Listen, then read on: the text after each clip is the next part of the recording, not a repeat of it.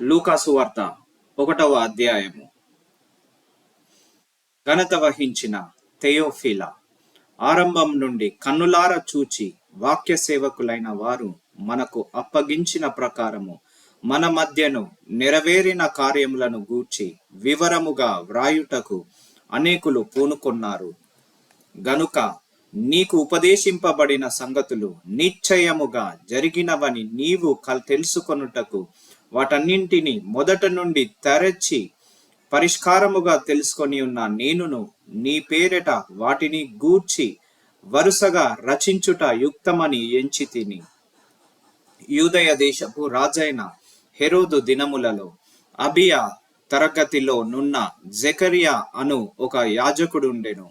అతని భార్య అహరోను కుమార్తెలలో ఒకటి. ఆమె పేరు ఎలిజబెత్.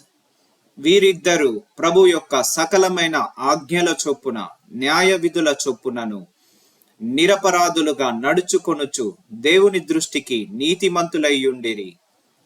ఎలిజబెత్ గొడ్రాలైనందున వారికి పిల్లలు లేకపోయిరి, మరియు వారిద్దరు బహుకాలము గడిచిన వృద్ధులైరి. జెకరియా తన తరగతి క్రమము చొప్పున దేవుని ఎదుట యాజక ధర్మము జరిగించుచుండగా యాజక మర్యాద చొప్పున ప్రభువు ఆలయములోనికి వెళ్ళి ధూపము వేయుటకు అతనికి వంతు వచ్చెను. ధూప సమయమందు ప్రజల సమూహమంతయు వెలుపల ప్రార్థన చేయుచుండగా ప్రభువు దూత ధూపవేదిక కుడివైపున నిలిచి అతనికి కనబడగా జెకరియా అని అతన్ని చూచి తొందరపడి భయపడిన వాడాయెను. అప్పుడు ఆ దూత అతనితో, జెకరియా, భయపడకుము, నీ ప్రార్థన వినబడినది. నీ భార్య అయిన ఎలిజబెత్ నీకు కుమారుణ్ణి కనును. అతనికి యోహాను అను పేరు పెట్టుదువు. అతడు ప్రభు దృష్టికి గొప్పవాడై ద్రాక్షారసమునైనను మద్యమునను త్రాగక తన తల్లి గర్భమున పుట్టినది మొదలుకొని పరిశుద్ధాత్మతో నిండుకొనిన వాడై ఇజ్రాయేలీయులలో అనేకులను ప్రభువైన వారి దేవుని వైపునకు త్రిప్పును. మరియు అతడు తండ్రుల హృదయములను పిల్లల తట్టునకు, అవిధేయులను నీతిమంతులను జ్ఞానముననుసరించుటకును త్రిప్పి ప్రభువు కొరకు అయత్తపడి ఉన్న ప్రజలను సిద్ధపరుచుటకై ఏలియా యొక్క ఆత్మయు శక్తియు గలవాడై ఆయనకు ముందుగా వెళ్ళును. గనుక నీకు సంతోషమును మహానందమును కలుగును. అతడు పుట్టినందున అనేకులు సంతోషింతురనెను. జెకరియా, ఇది నాకెలాగూ తెలియను, నేను ముసలివాడను, నా భార్యయు బహుకాలము గడిచినది అని ఆ దూతతో చెప్పగా, దూత, నేను దేవుని సముఖమందు నిలుచు గబ్రియేల్ని, నీతో మాట్లాడుటకును ఈ సువర్తమానమును నీకు తెలుపుటకును పంపబడి తిని. మరియు నా మాటలు వాటి కాలమందు నెరవేరును. నీవు వాటిని నమ్మలేదు గనుక ఈ సంగతులు జరుగు దినము వరకు నీవు మాటలాడక మౌనివైయుందువని అతనితో చెప్పెను. ప్రజలు జెకరియా కొరకు కనిపెట్టుచుండి ఆలయమునందు అతడు ఆలస్యము చేసినందుకు ఆశ్చర్యపడిరి. అతడు వెలుపలికి వచ్చినప్పుడు వారితో మాటలాడలేకపోయినందున ఆలయమునందు అతనికి దర్శనము కలిగినదని వారు గ్రహించిరి. అప్పుడు అతడు వారికి సంజ్ఞలు చేయుచు మూగవాడై అతడు సేవ చేయు దినములు సంపూర్ణమైనప్పుడు తన ఇంటికి వెళ్ళెను.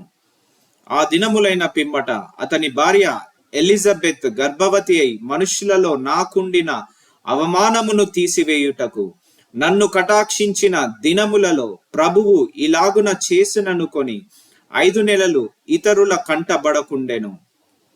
6వ నెలలో గాబ్రియల్ దేవదూత గలీలియలోనికి నజరేతను ఊరిలో దావీదు వంశస్థుడైన యోసేపును ఒక పురుషునికి ప్రదానము చేయబడిన కన్యక యొద్దకు దేవుని చేత పంపబడెను.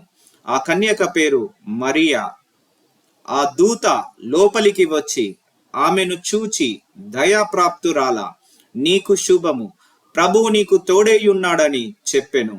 ఆమె ఆ మాటకు బహుగా తొందరపడి ఈ శుభవచనమేమిటో అని ఆలోచించుకొనుచుండగా దూత, మరియా, భయపడకుము, దేవుని వలన నీవు కృప పొందితివి. ఇదిగో నీవు గర్భము ధరించి కుమారుణ్ణి కని ఆయనకు యేసు అను పేరు పెట్టుదువు. ఆయన సర్వోన్నతుని కుమారుడనబడును.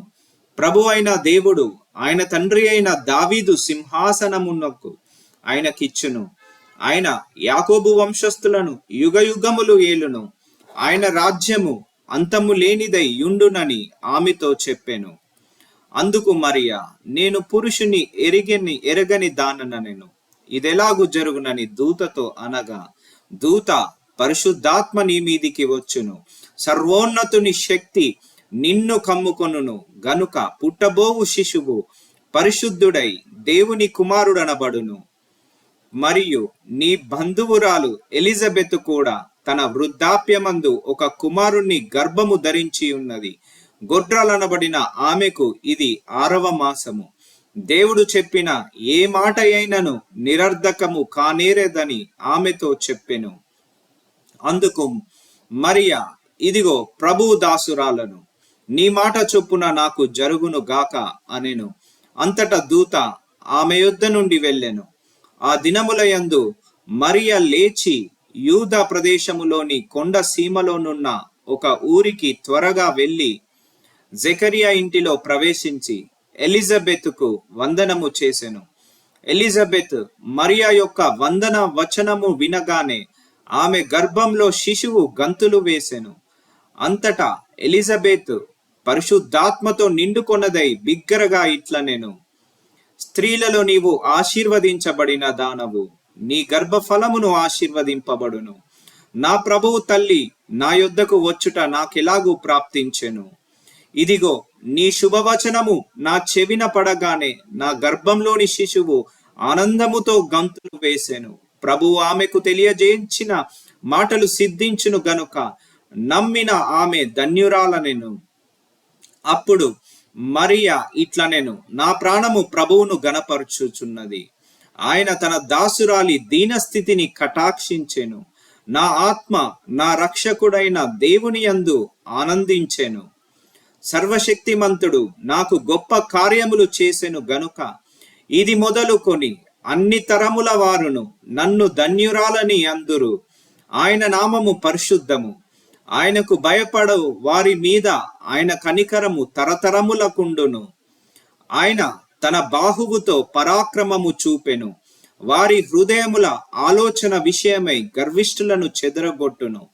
సింహాసనముల నుండి బలవంతులను పడద్రోసి దీనులనెక్కించును.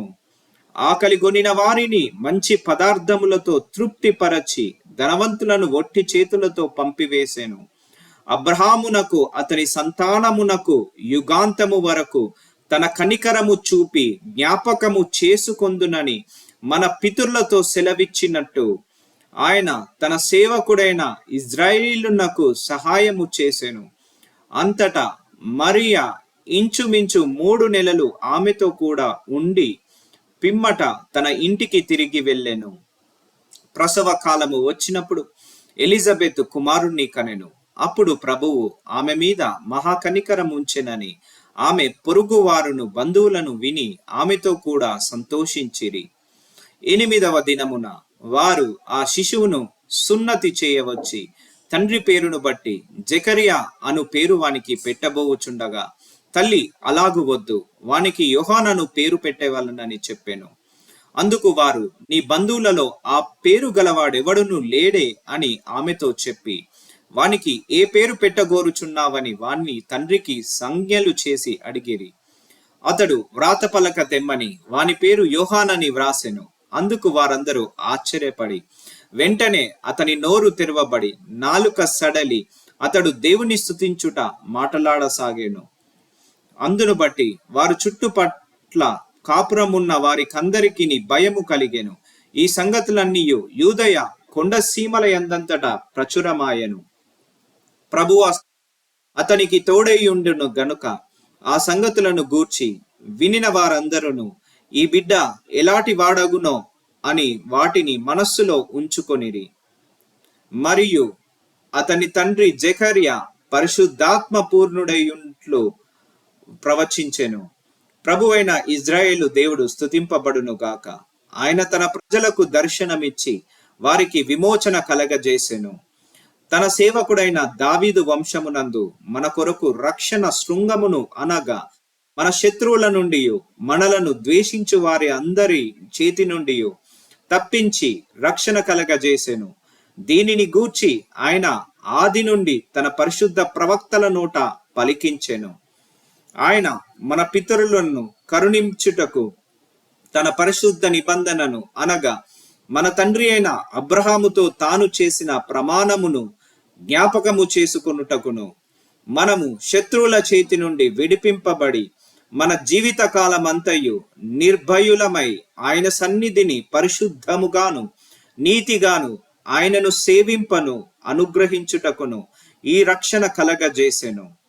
మరియు ఓ శిశువ, నీవు సర్వోన్నతుని ప్రవక్తవన వనబడదువుగా మన దేవుని మహావాత్సల్యమును బట్టి వారి పాపములను క్షమించుట వలన తన ప్రజలకు రక్షణ జ్ఞానము ఆయన అనుగ్రహించినట్లు ఆయన మార్గములను సిద్ధపరుచుటకై నీవు ప్రభువునకు ముందుగా నడుతువు.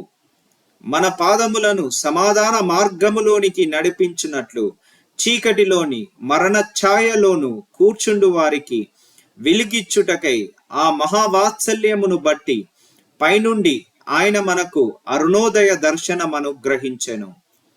శిశువు ఎదిగి ఆత్మయందు బలము పొంది ఇజ్రాయేలీలకు ప్రత్యక్షమగు దినము వరకు అరణ్యములో నుండెను.